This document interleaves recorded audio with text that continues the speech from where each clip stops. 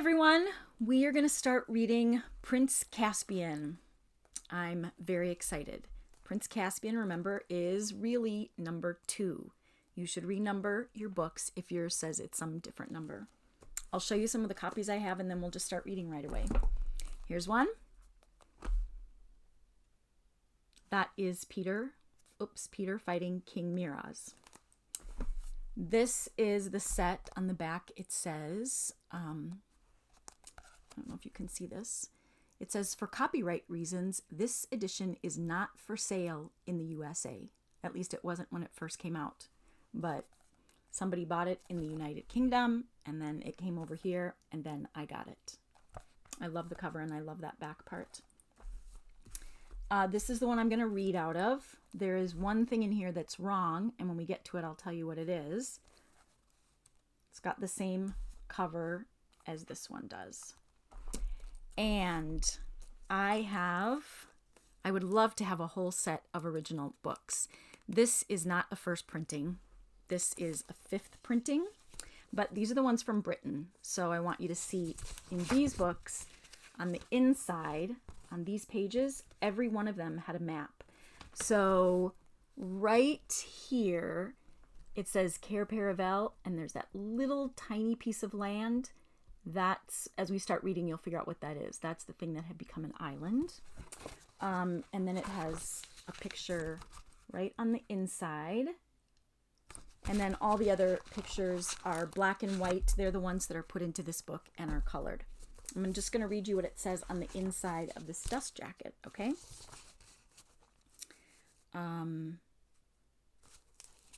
Prince Caspian, The Return to Narnia. I don't know if you knew that that was the full title. That's what it was called. See this? Prince Caspian, The Return to Narnia. Because it was the second book where they... I don't know if that was clear when they were returning. Does it say that in any of the new books? Yeah, it does. It does have that in there. So I'm going to give them credit for that at least. Okay, this is what it says.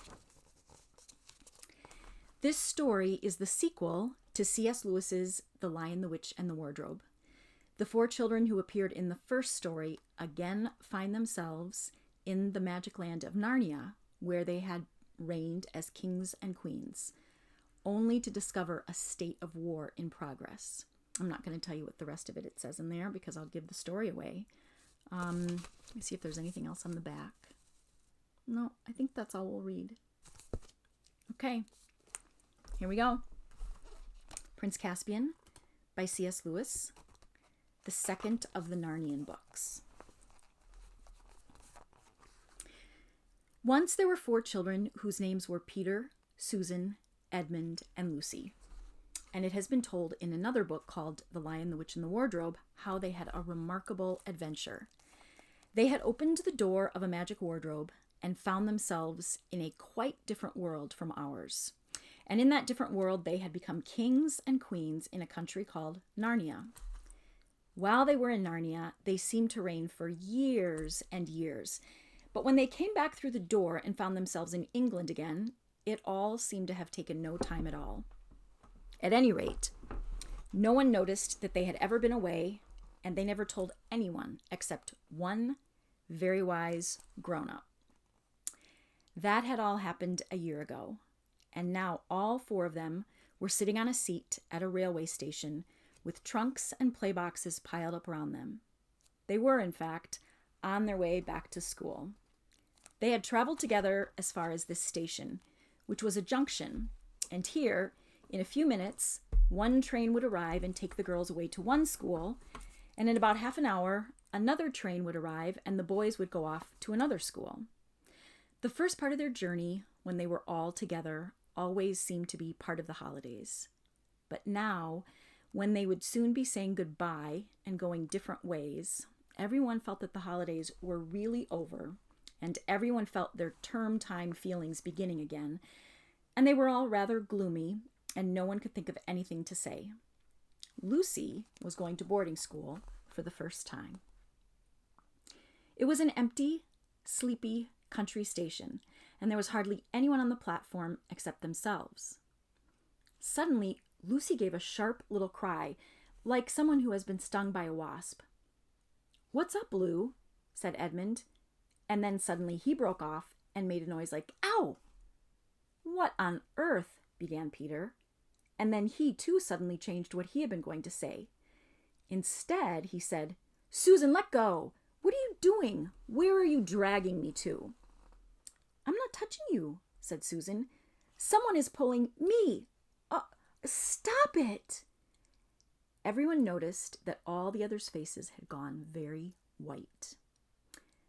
"I felt just the same," said Edmund in a breathless voice, "as if I were being dragged along. A most frightful pulling. Oh, it's beginning again." "Me too," said Lucy. "I can't bear it." "Look sharp," shouted Edmund. "All catch hands and keep together. This is magic. I can tell by the feeling. Quick!" "Yes," said Susan. "Hold hands. Oh, I do wish it would stop. Oh!" Next moment, the luggage, the seat, the platform, and the station had completely vanished. The four children, holding hands and panting, found themselves standing in a woody place. Such a woody place that branches were sticking into them, and there was hardly room to move. They all rubbed their eyes and took a deep breath. "Oh, Peter!" exclaimed Lucy. "Do you think we can possibly have got back to Narnia?" "It might be anywhere," said Peter. "I can't see a yard in all these trees. Let's try to get into the open, if there is any open." With some difficulty, and with some stings from nettles and pricks from thorns, they struggled out of the thicket. Then they had another surprise. Everything became much brighter, and after a few steps they found themselves at the edge of the wood, looking down on a sandy beach. A few yards away, a very calm sea was falling on the sand, with such tiny ripples that it made hardly any sound. There was no land in sight, and no clouds in the sky. The sun was about where it ought to be at 10 o'clock in the morning, and the sea was a dazzling blue. They stood sniffing in the sea smell. "By Jove," said Peter, "this is good enough." 5 minutes later, everyone was barefooted and wading in the cool, clear water. "This is better than being in a stuffy train on the way back to Latin and French and algebra," said Edmund. And then for quite a long time there was no more talking, only splashing and looking for shrimps and crabs. "All the same," said Susan presently, "I suppose we'll have to make some plans. We shall want something to eat before long." "We've got the sandwiches Mother gave us for the journey," said Edmund. "At least, I've got mine." "Not me," said Lucy. "Mine were in my little bag." "So were mine," said Susan. "Mine are in my coat pocket there on the beach," said Peter. "That'll be 2 lunches among 4. This isn't going to be such fun." "At present," said Lucy, "I want something to drink more than something to eat." Everyone else now felt thirsty, as one usually is after wading in salt water under a hot sun. "It's like being shipwrecked," remarked Edmund. "In the books, they always find springs of clear, fresh water on the island. We'd better go and look for them." "Does that mean we have to go back into all of that thick wood?" said Susan. "Not a bit of it," said Peter. "If there are streams, they're bound to come down to the sea. And if we walk along the beach, we're bound to come to them." So they all now waded back and went first across the smooth, wet sand, and then up to the dry, crumbly sand that sticks to one's toes. And they began putting on their shoes and socks. Edmund and Lucy wanted to leave them behind and do their exploring with bare feet, but Susan said this would be a mad thing to do. "We might never find them again," she pointed out, "and we shall want them if we're still here when night comes and it begins to be cold." When they were dressed again, they set out along the shore, with the sea on their left hand and the wood on their right. Except for an occasional seagull, it was a very quiet place. The wood was so thick and tangled that they could hardly see into it at all, and nothing in it moved, not a bird, not even an insect. Shells and seaweed and anemones, or tiny crabs in rock pools, are all very well, but you soon get tired of them if you are thirsty. The children's feet, after the change from the cool water, felt hot and heavy. Susan and Lucy had raincoats to carry. Edmund had put down his coat on the station seat just before the magic overtook them, so he and Peter took it in turns to carry Peter's greatcoat. Presently, the shore began to curve around to the right. About a quarter of an hour later, after they had crossed a rocky ridge which ran out into a point, it made quite a sharp turn. Their backs were now to the part of the sea which had met them when they first came out of the wood. And now, looking ahead, they could see across the water another shore, thickly wooded like the one they were exploring. That's what they're looking at right there.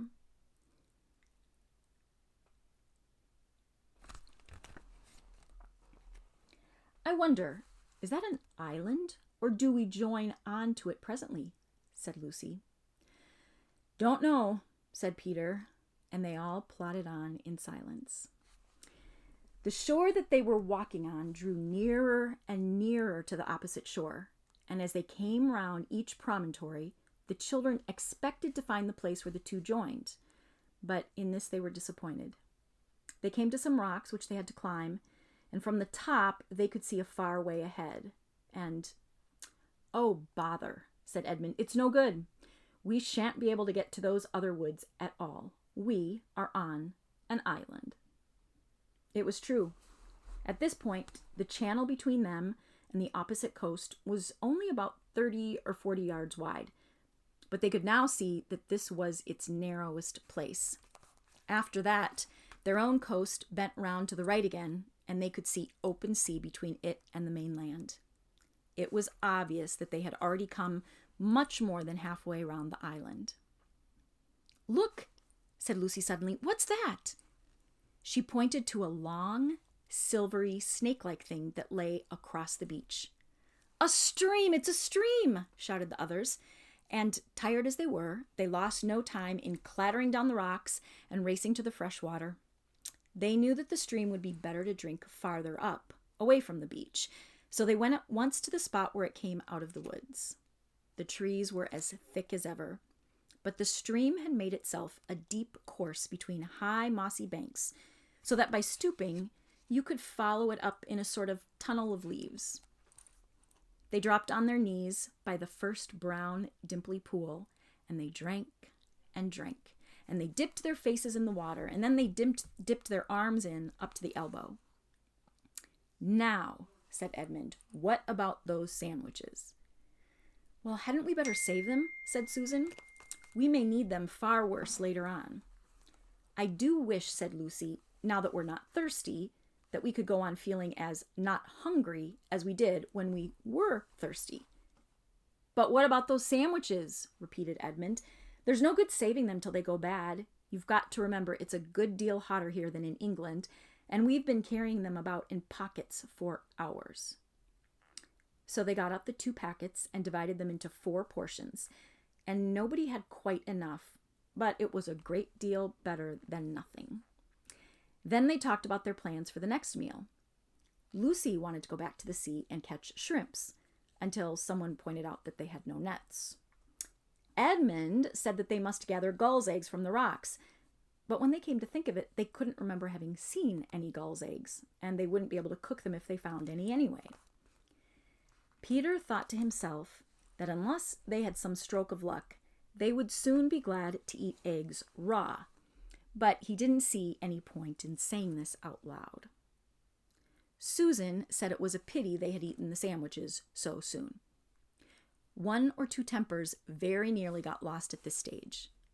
Finally, Edmund said, "Look here, there's only one thing to be done. Oh, sorry. There's only one thing to be done. We must explore the wood. Hermits and knights errant and people like that always manage to live somehow if they're in the forest. They find roots and berries and things." "What sort of roots?" asked Susan. "I always thought it meant roots of trees," said Lucy. "Come on," said Peter. "Ed is right, and we must try to do something, and it'll be better than going out into the glare and the sun again." So they all got up, and they began to follow the stream. It was very hard work. They had to stoop under branches and climb over branches, and they blundered through great masses of stuff like rhododendrons and tore their clothes and got their feet wet in the stream. And still there was no noise at all except the noise of the stream and the noises that they were making themselves. They were beginning to get very tired of it when they noticed a delicious smell, and then a flash of bright color high above them at the top of the right bank. "I say," exclaimed Lucy, "I do believe that's an apple tree." It was. They panted up the steep bank, forced their way through some brambles, and found themselves standing round an old tree that was heavy with large, yellowish golden apples as firm and juicy as you could wish to see. "And this is not the only tree," said Edmund with his mouth full of apple. "Look there, and there." "Why, there are dozens of them," said Susan, throwing away the core of her first apple and picking up her second. "This must have been an orchard long, long ago, before the place went wild and the woods grew up." "Then this was once an inhabited island," said Peter. "And what's that?" said Lucy, pointing ahead. "By Jove, it's a wall," said Peter, "an old stone wall." Pressing their way between the laden branches, they reached the wall. It was very old and broken down in places, with moss and wallflowers growing on it, but it was higher than all but the tallest trees.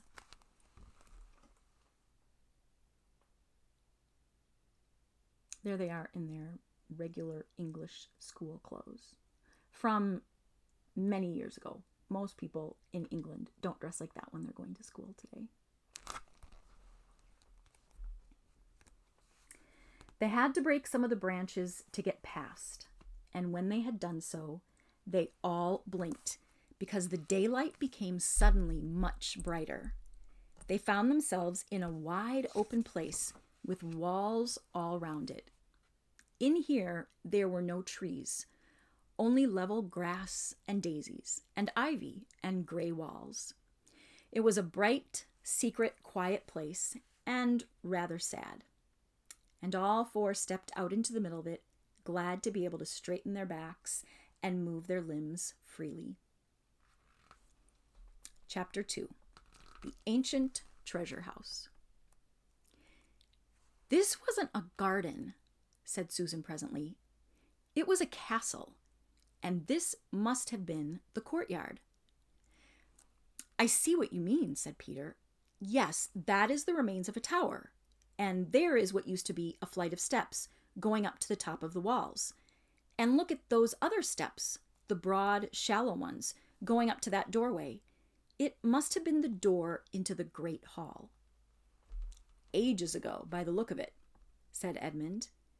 "Yes, ages ago," said Peter. "I wish we could find out who the people were that lived in this castle, and how long ago." "It gives me a queer feeling," said Lucy. "Does it, Lou?" said Peter, turning and looking hard at her, "because it does the same thing to me. It is the queerest thing that has happened on this very queer day. I wonder where we are and what it all means." While they were walking, they had crossed the courtyard and gone through the other doorway into what had once been the hall. This was now very like the courtyard, for the roof had long since disappeared, and it was merely another space of grass and daisies, except that it was shorter and narrower, and the walls were higher. Across the far end, there was a kind of terrace about 3 feet higher than the rest. "I wonder, was it really the hall?" said Susan. "What is that terrace kind of thing?" "Why, you silly," said Peter, who had become strangely excited. "Don't you see? That was the dais where the high table was, where the king and the great lord sat. Anyone would think you had forgotten that we ourselves were once kings and queens and sat on a dais just like that in our great hall." "In our castle of Cair Paravel," continued Susan, in a dreamy and rather sing-song voice, at the mouth of the great river of Narnia. How could I forget? How it all comes back, said Lucy. We could pretend we were in Cair Paravel now. This hall must have been very like the great hall that we feasted in. But unfortunately without the feast, said Edmund. It's getting late, you know. Look how long the shadows are. And have you noticed that it isn't so hot? We shall need a campfire if we've got to spend the night here, said Peter. I've got matches. Let's go and see if we can collect some dry wood. Everyone saw the sense of this, and for the next half hour they were busy. The orchard through which they had first come into the ruins turned out not to be a good place for firewood. They tried the other side of the castle, passing out of the hall by a little side door into a maze of stony humps and hollows, which must once have been passages and smaller rooms, but was now all nettles and wild roses. Beyond this, they found a wide gap in the castle wall, and they stepped through it into a wood of darker and bigger trees, where they found dead branches and rotten wood and sticks and dry leaves and fir cones in plenty. They went to and fro with bundles until they had a good pile on the dais. At the fifth journey, they found the well, just outside the hall, hidden in weeds, but clean and fresh and deep when they had cleared these away. The remains of a stone pavement ran halfway round it. Then the girls went out to pick some more apples, and the boys built the fire, on the dais and fairly close to the corner between two walls, which they thought would be the snuggest and warmest place. They had great difficulty in lighting it, and they used a lot of matches, but they succeeded in the end. Finally, all four sat down with their backs to the wall and with their faces to the fire. They tried roasting some of the apples on the ends of sticks, but roast apples are not much good without sugar, and they're too hot to eat with your fingers till they are too cold to be worth eating. So they had to content themselves with raw apples, which, as Edmund said, made one realize that school suppers weren't so bad after all. I shouldn't mind a good thick slice of bread and margarine this minute, he added. But the spirit of adventure was rising in them all, and no one really wanted to be back at school. Shortly after the last apple had been eaten, Susan went out to the well to get another drink. When she came back, she was carrying something in her hand. Look, she said in a rather choking kind of voice. I found it by the well. She handed it to Peter and sat down. The others thought she looked and sounded as if she might be going to cry. Edmund and Lucy eagerly bent forward to see what was in Peter's hand. A little bright thing that gleamed in the firelight. Well, I'm jiggered, said Peter, and his voice sounded odd. Then he handed it to the others. All now saw what it was. A little chess knight, ordinary in size, but extraordinarily heavy because it was made of pure gold, and the eyes in the horse's head were two tiny little rubies, or rather one was, for the other one had been knocked out. Why, said Lucy, it's exactly like one of the golden chessmen that we used to play with when we were kings and queens at Cair Paravel. Cheer up, Sue, said Peter to his other sister. I can't help it, said Susan. It brought back, such lovely times. And I remembered playing chess with fauns and good giants and the mer people singing in the sea and my beautiful horse and... Now, said Peter in a quite different voice, it's about time we four started using our brains. What about? Asked Edmund. Have none of you guessed where we are? Said Peter. Go on, said Lucy. I've felt for hours that there was some wonderful mystery hanging over this place. Fire ahead, Peter, said Edmund. We're all listening. We are in the ruins of Cair Paravel itself, said Peter.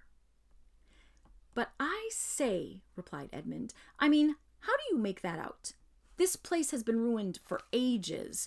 Look at all those big trees growing right up to the gates. Look at the very stones. Anyone can see that nobody has lived here for hundreds of years." "I know," said Peter. "That is the difficulty. But let's leave that out for the moment. I want to take the points one by one. First point. This hall is exactly the same size and shape as the hall at Cair Paravel. Just picture a roof on this, and a colored pavement instead of grass, and tapestries on the walls, and you get our royal banqueting hall." No one said anything. "Second point," said Peter. "The castle well is exactly where our well was, a little to the south of the great hall, and it is exactly the same size and shape." Again, there was no reply. Third point. "Susan has just found one of our old chessmen, or something as like one of them as 2 peas." Still, nobody answered. Fourth point. "Don't you remember? It was the very day before the ambassadors from the King of Calormen. Don't you remember planting the orchard outside the north gate of Cair Paravel? The greatest of all the wood people, Pomona herself, came to put good spells on it. It was those very decent little chaps, the moles, who did the actual digging. Can you have forgotten that funny old lily gloves? The chief mole, leaning on his spade and saying, 'Believe me, your majesty, you'll be glad of these fruit trees one day.' And by Jove, he was right." I do, said Lucy, and clapped her hands. "But look here, Peter," said Edmund, "this must be all rot. To begin with, we did not plant the orchard slap up against the gate. We wouldn't have been such fools." "No, of course not," said Peter, "but it has grown up to the gate since." "And for another thing," said Edmund, "Cair Paravel was not on an island." "Yes, I've been wondering about that, but it was a peninsula, jolly nearly an island. Couldn't it have been made an island since our time? Somebody has dug a channel." "But half a moment," said Edmund. "You keep on saying 'since our time.' But it's only a year ago since we came back from Narnia.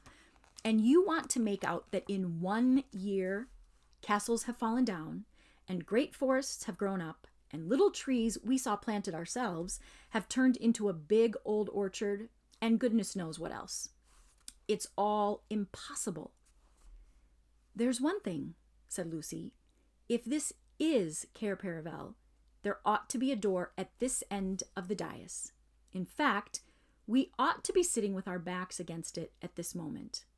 You know, the door that led down to the treasure chamber." "Well, I suppose there isn't a door," said Peter, getting up. The wall behind them was a mass of ivy. "We can soon find out," said Edmund, taking up one of the sticks that had laid ready for putting on the fire. He began beating the ivied wall. Tap, tap went the stick against the stone, and again, tap, tap. And then all at once, more like boom, boom, with a quite different sound, a hollow, wooden sound. "Great Scott," said Edmund. "We must clear this ivy away," said Peter. "Oh, do let's leave it alone," said Susan. "We can try it in the morning. If we've got to spend the night here, I don't want an open door at my back and a great big black hole that anything might come out of, besides the draft and the damp. And it'll soon be dark." "Susan, how can you?" said Lucy with a reproachful glance. But both the boys were too much excited to take any notice of Susan's advice. They worked at the ivy with their hands and with Peter's pocket knife till the knife broke. After that, they used Edmund's. Soon, the whole place where they had been sitting was covered with ivy, and at last they had the door cleared. "Locked, of course," said Peter. "But the wood's all rotten," said Edmund. "We can pull it to bits in no time, and it will make extra firewood. Come on."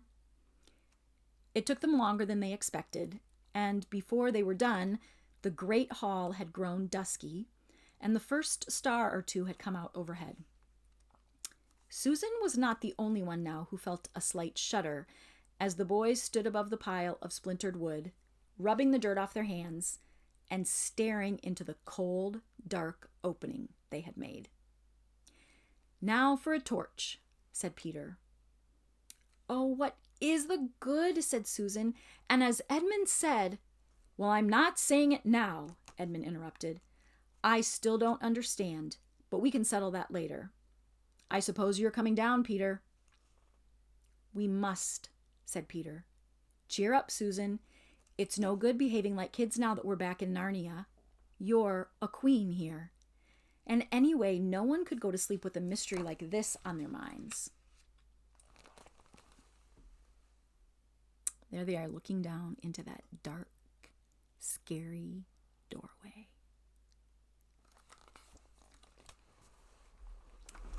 They tried to use long sticks as torches, but this was not a success.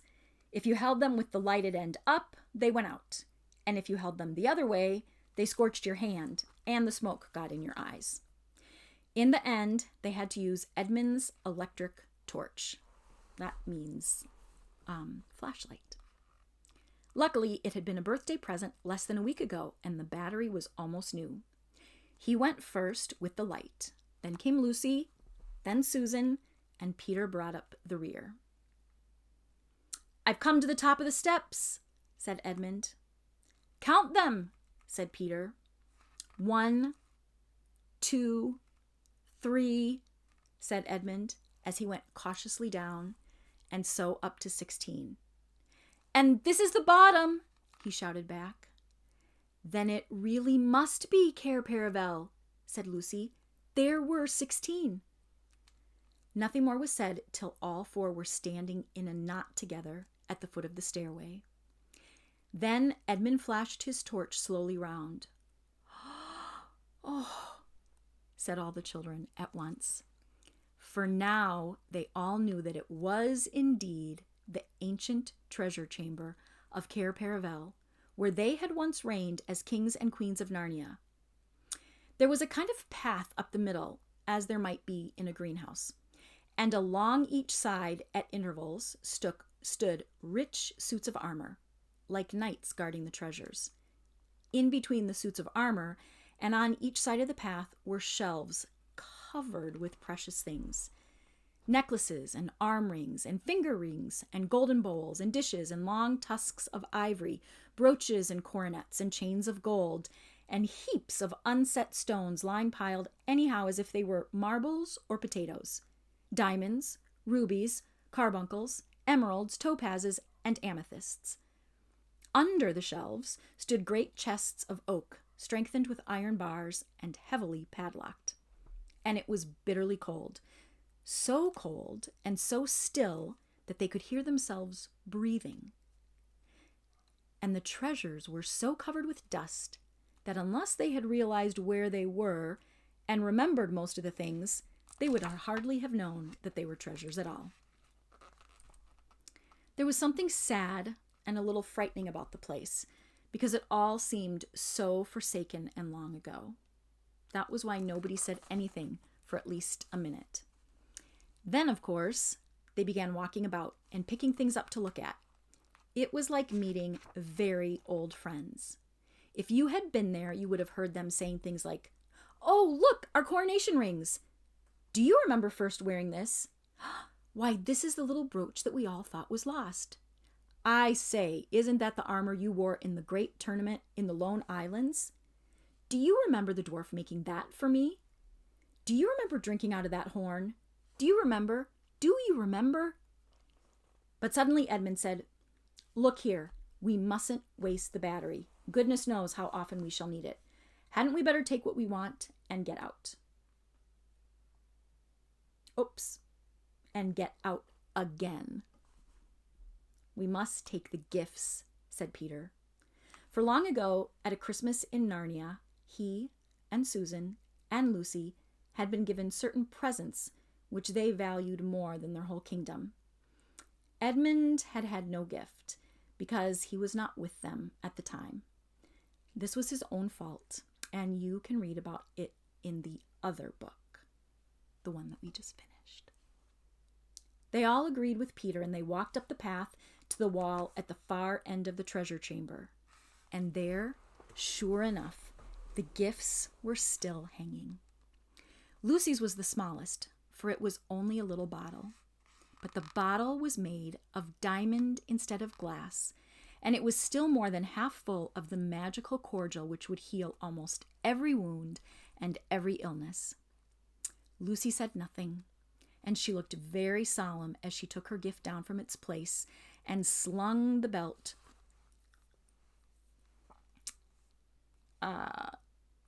over her shoulder, and once more felt the bottle at her side where it used to hang in the old days. Susan's gift had been a bow and arrows and a horn. The bow was still there, and the ivory quiver full of well-feathered arrows. But, "Oh, Susan," said Lucy, "where's the horn?" "Oh, bother, bother," said Susan after she had thought for a moment. "I remember now. I took it with me the last day of all, the day we went hunting the white stag. It must have got lost when we blundered back into that other place. England, I mean." Edmund whistled. It was indeed a shattering loss, for this was an enchanted horn, and whenever you blew it, help was certain to come to you, wherever you were. "Just the sort of thing that might come in handy in a place like this," said Edmund. "Never mind," said Susan. "I've still got the bow." And she took it. "But won't the string be perished, Sue?" said Peter. But whether by some magic in the air of the treasure chamber or not, the bow was still in working order. Archery and swimming were the things that Susan was good at. In a moment she had bent the bow, and then she gave one little pluck to the string. It twanged, a chirruping twang that vibrated through the whole room. And that one small noise brought back the old days to the children's minds more than anything that had happened yet. All the battles and hunts and feasts came rushing into their heads together. Then she unstrung the bow again and slung the quiver at her side. Next, Peter took down his gift, the shield with the great red lion on it and the royal sword. He blew and rapped them on the floor to get off the dust. He fitted the shield on his arm and slung the sword by his side. He was afraid at first that it might be rusty and stick to the sheath, but it was not so. With one swift motion, he drew it and held it up, shining in the torchlight.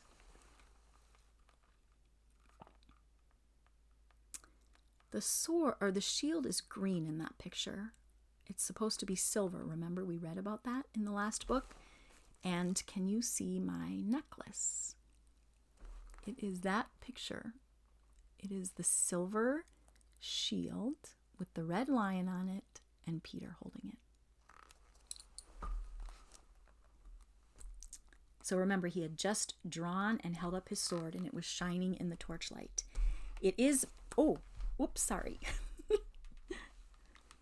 "It is my sword, Rindan," he said. "With it, I killed the wolf." There was a new tone in his voice, and the others all felt that he was really Peter, the High King again. Then, after a little pause, everyone remembered that they must save the battery. So they climbed the stair again and made up a good fire, and they lay down close together for warmth. The ground was very hard and uncomfortable, but they all fell asleep in the end. And that is the end of chapter 2.